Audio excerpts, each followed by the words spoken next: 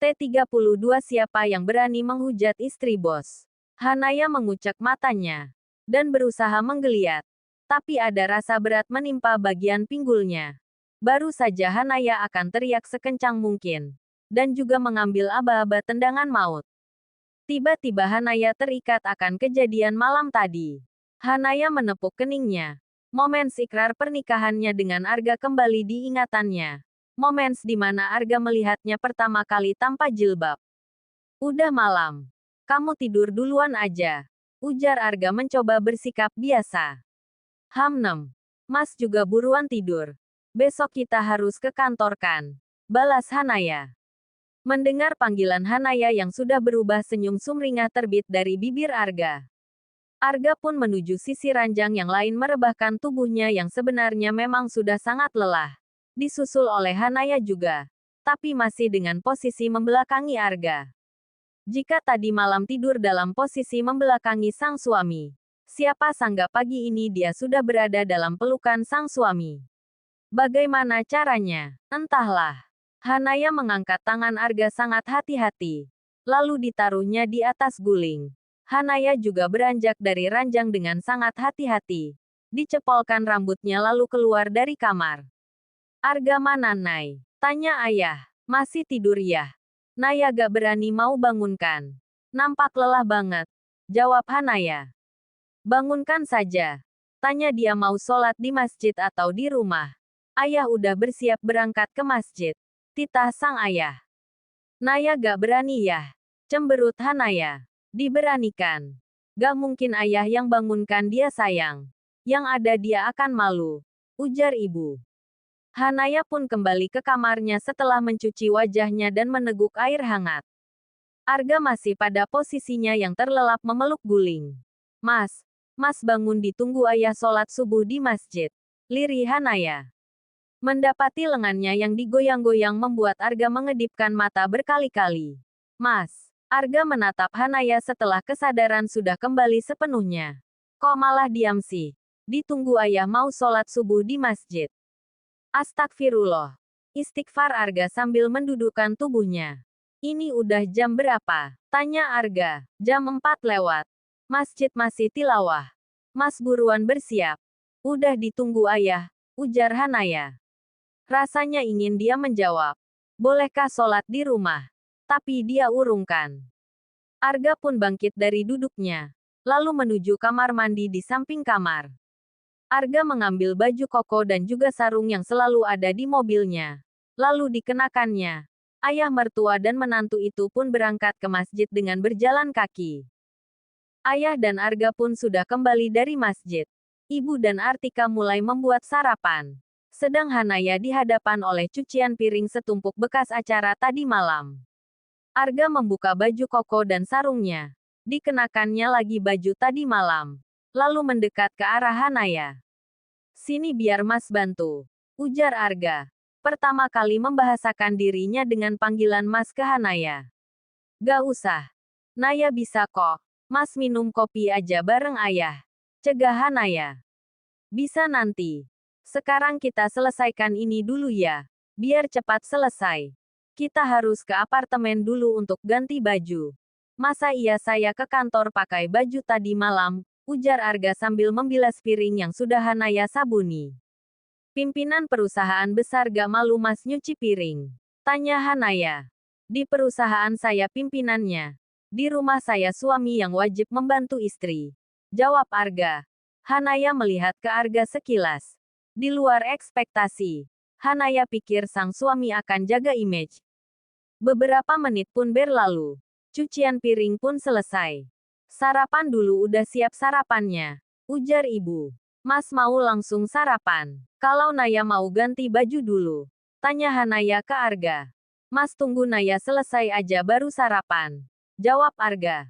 Ya sudah Naya mau ke kamar dulu. Hanaya pun ke kamarnya sedangkan Arga bergabung dengan sang ayah mertua. Jadi nanti ke apartemen dulu. Tanya ayah. Iya. Baju dan laporan Arga di apartemen. Mungkin untuk sementara kami di sini dulu sampai Hanaya siap untuk pindah. Jawab Arga. Kalau ditanya soal kapan siap jauh dari orang tua, anak perempuan manapun dia akan berat. Tapi sebagai istri dia wajib mengikuti langkah sang suami, ujar ibu. Gak apa bu. Semua butuh penyesuaian. Apalagi mungkin sementara masih mondar-mandir. Soalnya mama udah chat dari tadi pagi. Minta menantunya dibawa ke rumah, balas Arga. Beberapa menit kemudian Hanaya sudah keluar dengan pakaian rapi. Bersiap untuk rutinitas kantor. Mereka pun sarapan bersama sebelum menuju apartemen Arga. Saat ini mobil Arga sudah terpakai di tempat parkir apartemennya. Hanaya nampak bingung harus ikut naik atau menunggu di mobil. Arga turun dari mobilnya lalu menuju di mana Hanaya duduk. Dibukanya pintu mobil sisi Hanaya duduk. Ayo, mau di sini aja? Tanya Arga. Naya di sini aja ya mas. Naik dulu. Kenapa takut saya apa-apain? Tanya Arga. Bukan gitu. Takut dilihat orang gimana? Mas bawa wanita ke apartemen. Nay, kamu itu istri saya. Apa yang harus ditakutnya? Dan kita nanti juga bakal tinggal di sini. Ayo turun. Nanti kita telat loh. Hanaya pun menurut. Arga mengunci mobilnya. Digenggamnya tangan Hanaya tak ingin dia lepas. Hanaya ingin menolak tapi tak berani. Bagaimana bisa dia melarang sang suami menggenggam tangan istrinya sendiri? Mereka pun menuju lantai di mana kamar apartemen Arga berada. Arga menekan sandi kamarnya tanpa melepaskan genggaman tangannya. Ting, pintu terbuka. Dot dan mereka pun masuk. Hanaya dibuat melongo melihat isi apartemen Arga. Tak ada apa-apanya dibanding rumahnya. Mas mau ganti baju dulu. Sekalian mau siapakah pakaian untuk dibawa ke rumah ayah? Ujar Arga dan Hanaya hanya bisa mengangguk kepalanya. Hanaya melihat ke sekeliling. Di sisi luar ada sofa untuk tamu. Ada dapur yang menyatu dengan meja makan. Di sini lain ada ruang kerja Arga yang hanya dibatasi dinding kaca. Ada toilet di luar dan baru kamar Arga. Dilihat satu persatu. Hanaya tertarik dengan isi kulkas Arga. Dibukanya kulkas itu. Hanya ada telur, selai roti dan rotinya. Dan beberapa minuman rasa buah dan air mineral. Biasa ada yang bersih-bersih dan masak di jam sebelum Mas ke kantor. Ujar Arga tiba-tiba sudah keluar dengan pakaian rapi dan koper di tangannya. Beberapa hari ini Mas liburkan selama kita belum pindah ke sini. Tambah Arga. Naya gak masalah kok kalau kita harus pindah ke sini secepatnya. Ujar Hanaya sambil menutup kulkas. Gak apa-apa. Sementara kita di tempat ayah aja. Hanaya menyadari satu hal. Sang suami adalah pimpinan perusahaan. Butuh ruang untuknya bekerja. Melihat ruang kerja Arga sedangkan di rumah hanya ada meja belajar kecil di kamarnya. Beberapa hari ini kita di tempat ayah. Lalu ke rumah mama. Baru kita tinggal di sini. Mas juga udah bilang tadi ke ayah dan ibu. Ujar Arga. Naya nurut aja. Ya udah kita harus ke kantor kan. Nanti telah. Kalau Mas yang telat gak apa-apa. Kalau Naya yang telat apa kata mereka? Arga hanya menggelengkan kepalanya. Sang istri begitu profesional. Arga dan Hanaya sudah dalam perjalanan menuju kantor. Mas, Naya turun di depan aja ya.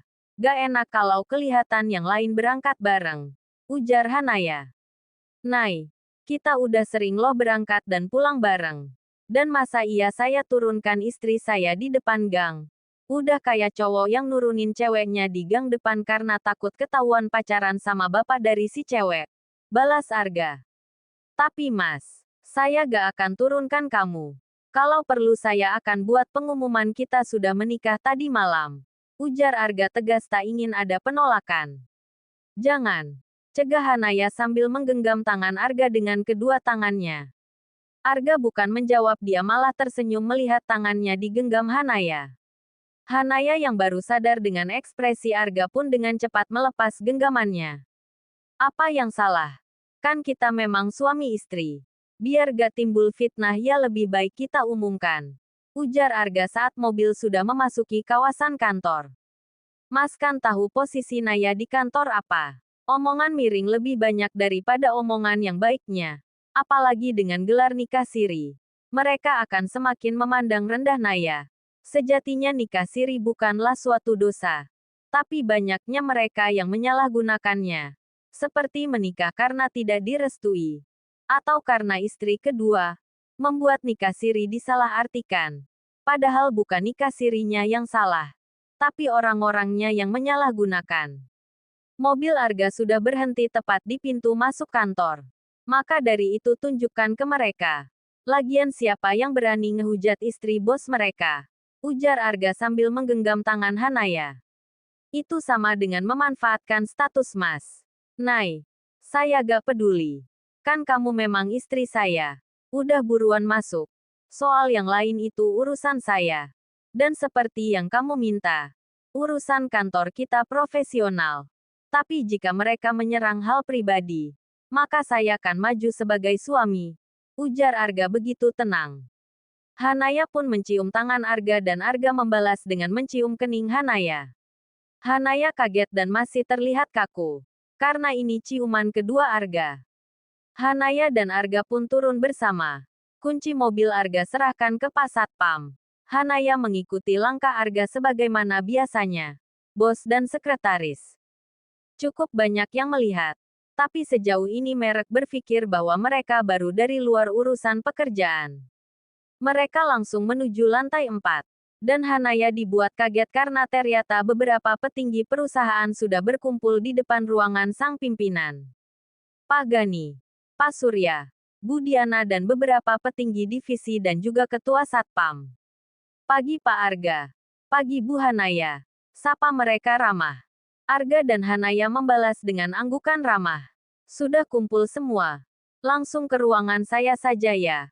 Ujar Arga. Oh ya Hanaya. Tolong kamu hubungi Bu Sari untuk menyiapkan kopi. Tita Arga masih dengan bahasa profesional. Baik Pak.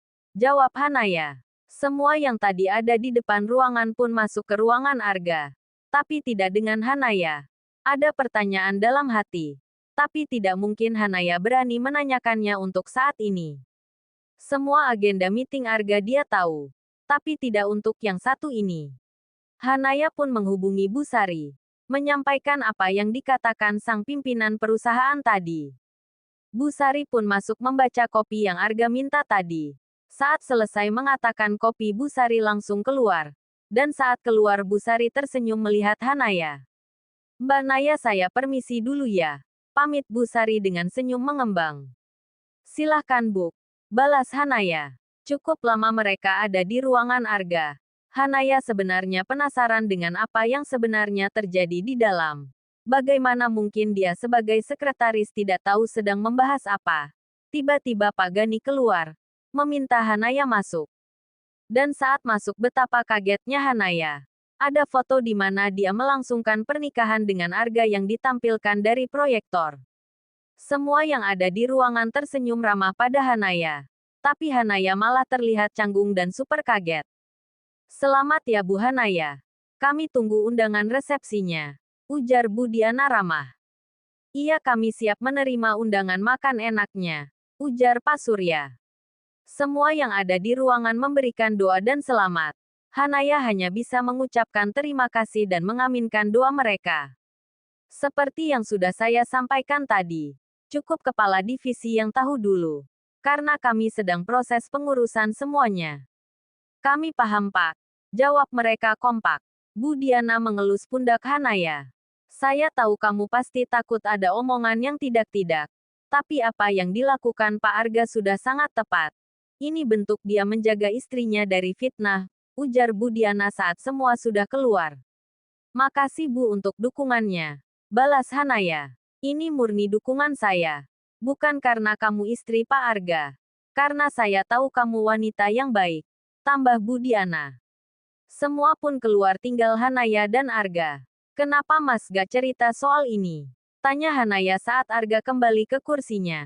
Kira-kira kalau saya cerita, kamu bakal izinkan gak? Tanya Arga balik. Udah gak usah mikir yang aneh-aneh. Sekarang siapakan berkas laporan dari gudang. Hanaya pasrah. Dan Arga malah nampak santai saja. Rutinitas tak jauh berbeda sebagaimana biasanya. Saat jam istirahat Hanaya lebih dulu ke musola kantor lalu menuju kantin untuk mengambil makan siangnya. Hanaya dengan teman-teman. Arga dengan Gani. Nay, cincinnya bagus banget. Hayo dari siapa? Tanya Nilam. Iya dikasih. Jawab Hanaya. Kan memang bener dikasih bukan nyolong atau nemu di jalan. Seriuslah Nai. Dikasih siapa? Tanya Nilam pemasaran. Nanti bakal tahu kalau waktunya udah tepat. Udah buruan makan Gi. Jam istirahat sebentar lagi abis loh. Jawab Hanaya tak ingin memperpanjang pembahasan soal cincin. Oh ya Nai. Nanti pulang sama siapa? Tanya Winda. Kita mau ngafe nih. Ikutan yuk. Ajak Nilam. Hari ini belum bisa deh. Jawab Hanaya. Hanaya itu kan sering meeting di luar bareng Pak Arga dan Pak Gani. Paling ada jadwal meeting. Ya gak Nai? Tanya Rio. Hanaya hanya bisa membalas dengan senyum kuda.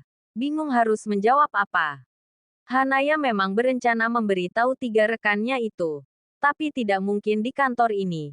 Sedangkan jika ikut ngafe bareng mereka, dia belum izin dengan Arga yang sekarang sudah bergelar menjadi suaminya.